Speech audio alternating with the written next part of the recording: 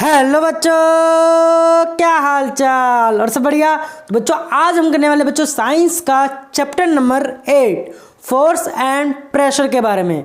तो बच्चों हमने अपनी पिछली वीडियो में हमने पढ़ा था कि a force can change the state of motion के बारे में।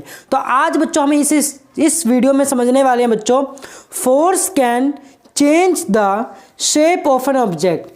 क्या फोर्स के वजह से किसी भी ऑब्जेक्ट का शेप चेंज होता है, उसके बारे में हम समझेंगे बच्चों।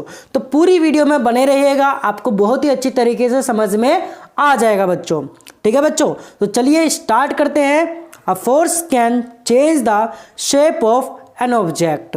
देखिएगा बच्चों, सबसे पहले हमें एक्टिविटी दे रखी है, एक्टिविटी 8.5।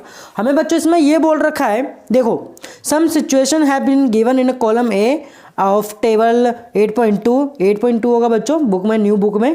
ठीक है बच्चों, 8.2 in which object are not free to move.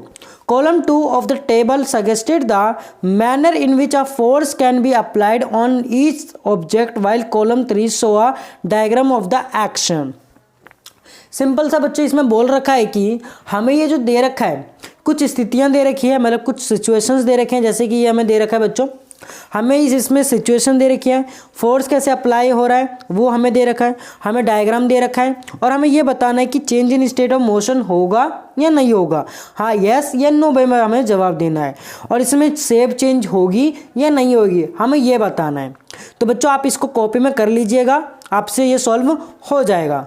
ठीक है बच्चों, देखो जैसे कि हम किसी पर फोर्स लगाते हैं तो उसकी शेप चेंज होगी या नहीं होगी, यस या नो में हमें जवाब देना है। जैसे कि हम जैसे कि आटा गूंथते हैं बच्चों, तो इसमें क्या स्टेट ऑफ मोशन चेंज हो रही है, नहीं।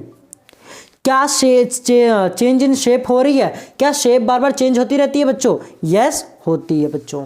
ठीक है, तो आपको ऐसा टिक कर देना है, ये यस या नो लिख देना है। ठीक है बच्चों, तो आगे करते हैं हम, आप उसे कर लीजिएगा बच्चों। ठीक है बच्चों, नहीं आता तो ज़रूर हमें कमेंट करके बताइएगा, हम सॉल्व करके आपको डाल देंगे वीडियो। ठीक है बच्चों, देखो आगे, what do you can conclude from the observation noted in table 8.2।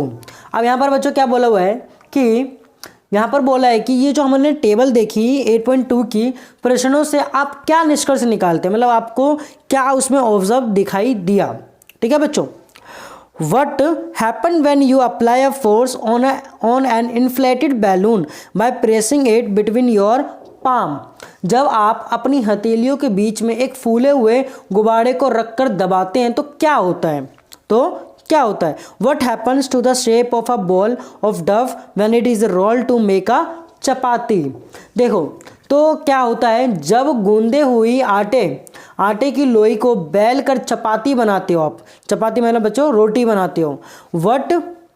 What happens when you press a rubber ball placed on a table? In all these examples, you show that the application of force on an object may change its shape. अब बच्चों देखो, जैसे कि जब आप मेज पर रखी हुई किसी रबड़ की गेंद को दबाते हैं तो क्या होता है। इन सभी उदाहरणों में आपने देखा कि किसी भी वस्तु पर बल लगाने से उसकी क्या हो जाती है बच्चों, शेप क्या हो जाता है, उसका चेंज हो जाता है। चेंज इट्स शेप क्या हो जाती है बच्चों, इसकी चेंज हो जाती है। ठीक है बच्चों, फोर्स लगने के कारण। आगे देखो बच्चों, having perform all the above activities you would have realised that a force. उपरोक्त सभी क्रियाकलापों कर लेने के पश्चात आप समझ गए होंगे कि बल क्या है आखिर। May make an object move from rest, किसी भी वस्तु को विराम अवस्था से गति में ला सकता है ये कोई भी फोर्स। ठीक है बच्चों, आगे देखो, मे change the speed of an object if it is a moving. अब इसमें क्या है बच्चों कि किसी भी गतिशील वस्तु की चाल में परिवर्तन भी ये कर सकता है, चेंजेस ला सकता है बच्चों। मे change the direction of motion of an object, गतिशील वस्तु की दिशा में भी परिवर्तन भी कर सकता है, डायरेक्शन में। मे bring about a change in the shape of an object. अब वस्तु की आकृति में भी क्या कर सकता है बच्चों, ये चेंजेस ला सकता है, अभी हमने पढ़ा। आगे देखो बच्चों, may cause some or all of these effects, इनमें से कुछ अथवा सभी प्रभावों को उत्पन्न कर सकता है।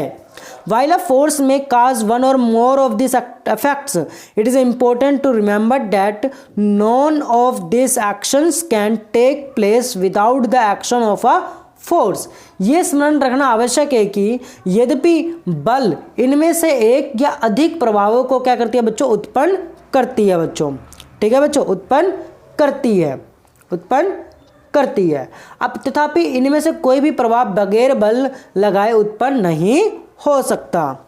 ठीक है बच्चों, thus an object cannot move by it cannot be change speed by itself, it cannot change direction by itself and its shape cannot change by itself।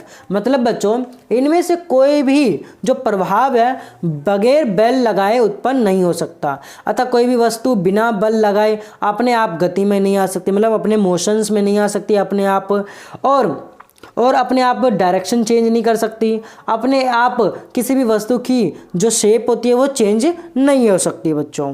ठीक है बच्चों, shape can not be change by itself, अपने आप ही shape change नहीं हो सकती बच्चों। ठीक है बच्चों, तो आई होप आपको ये जो चीज़ें थी बच्चों समझ में आ गया होगा बच्चों। तो अगर आपने अभी तक हमारे चैनल को सब्सक्राइब नहीं करा है तो ज़रूर चैनल को सब्सक्राइब कर लीजिएगा बच्चों, और बेल आइकन दबाना ना भूलिए, और अपने दोस्तों के साथ ज़रूर शेयर कर देना बच्चों। तो मिलते हैं अपनी अगली वीडियो में। आज के वीडियो के लिए बस इतना ही, धन्यवाद।